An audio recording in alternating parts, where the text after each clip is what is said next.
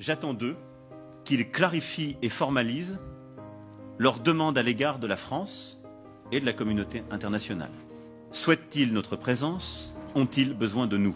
Je veux des réponses claires et assumées sur ces questions. Je ne peux ni ne veux avoir des soldats français sur quelque sol du Sahel que ce soit, alors même que l'ambiguïté persiste à l'égard de mouvements anti-français. Je souhaite que nous puissions organiser une présence internationale plus forte et structurer au Sahel une nouvelle coalition autour de nous, en lien avec nos partenaires européens déjà présents. Le président français demande à nos chefs d'État africains francophones de fermer nos bouches. Parce que, selon lui, nous cultivons un sentiment anti-français. Mais vous savez très bien que c'est faux. Monsieur le président Macron, il n'y a pas de sentiment anti-français ici. Ce que vous appelez sentiment anti-français, d'ailleurs, comment vous allez présenter ça? Je suis en train de parler en français là. J'ai rien contre le français en tant que langue. Je parle pas en sénoufo ou en djoula ou en serer ou en wolof ou je ne sais quoi, soninké, bambara ou quoi d'autre. Je parle en français. Je n'ai rien contre le français. J'écris, je m'exprime, je travaille en français. Je n'ai rien contre les Français. Nous n'avons ici en Afrique francophone rien contre les Français. Ils sont nombreux, ils ont des entreprises, ils créent des emplois pour nous, ils payent des impôts. Nous sommes nombreux à travailler avec eux, à travailler pour eux. Ils travaillent souvent pour nous. Nous sommes des amis, nous nous marions, nous vivons ensemble ici comme en France sans aucune animosité. Donc, c'est pas un sentiment contre les Français ou contre le Français. Ce que vous appelez sentiment anti-français en réalité, c'est un ras-le-bol, c'est une révolte, c'est un refus de la mainmise de l'État français sur nos autorités et par ricochet sur nos économies, sur nos peuples. C'est ce que nous refusons. Les relations incestueuses entre l'État français et les États africains, c'est ce que nous refusons.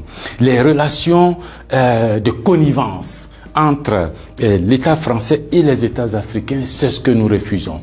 Parce que simplement ces relations étouffent la démocratie, ces relations étouffent le respect des droits de l'homme, ces relations étouffent la possibilité que nous devons avoir de demander des comptes à nos dirigeants. Ces relations étouffent l'expression plurielle chez nous. Il n'y a que ce que le président dit parce qu'il est d'accord avec Paris, donc c'est ce que lui dit qui est bon. Monsieur le président, c'est ce qui nous révolte. On a le sentiment que vous êtes complice de nos chefs d'État pour nous brimer.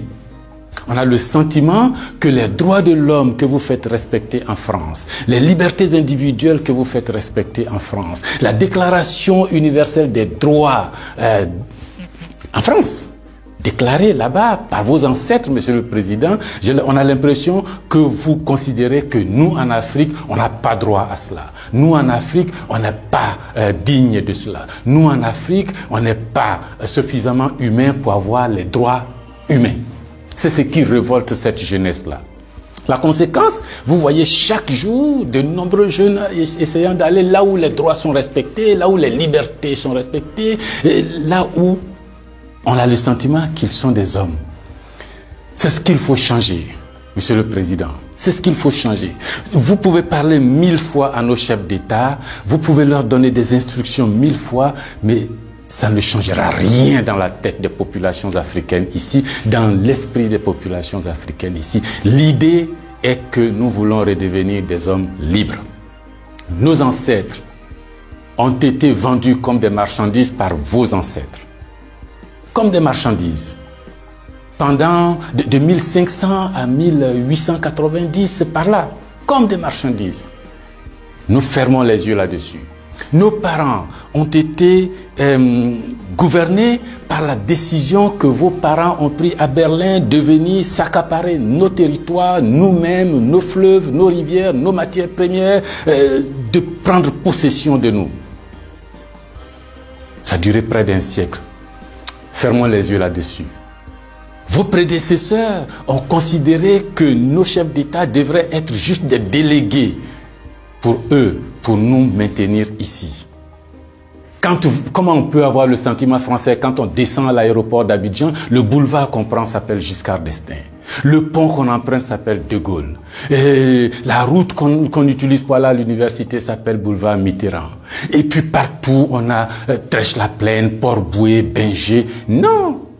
Ce que la nouvelle génération veut, ce que nous voulons, c'est l'autodétermination. Que nos chefs d'État nous rendent compte ici, qu'ils ne soient pas obligés d'aller vous rendre compte pour se donner une certaine légitimité, comme Macron est d'accord avec moi, comme Chirac est d'accord avec moi, comme le chef d'État français est d'accord avec moi. Donc ici, vous allez faire ce que je dis parce que sinon vous allez avoir des problèmes. Monsieur le Président, tant que ça durera comme ça, les gens ici auront le sentiment que l'État français est complice de leur brimade, de leur pauvreté, de leur chômage.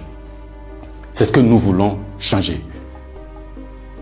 C'est ce que nous voulons changer. Renvoyer Kako Noboko, renvoyer Kémy Séba, renvoyer Nathalie Yamb, contester les propos de Salif Keïta ou je ne sais qui d'autre, ça ne changera rien. C'est dans la tête de chacun. Chacun de nous, les gens, ces idées-là ont imbibé notre esprit maintenant. Le désir de liberté, vous devez connaître ça. Vos ancêtres se sont battus pour avoir cette liberté. On fait plusieurs guerres pour jouir de cette liberté. Ce que nous voulons, c'est ça. Liberté de commerce, liberté de nous organiser, nous autodéterminer, faire ce qui est bon pour nous sans nuire à vos intérêts. Mais ça ne vous dit pas de venir nous imposer vos intérêts.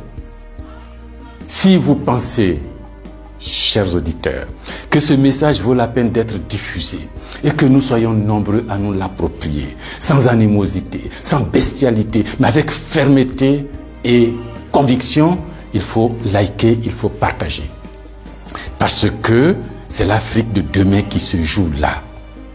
Nous ne voulons plus être des marchandises, nous ne voulons plus être sous la tutelle de quelqu'un, nous voulons redevenir des hommes libres.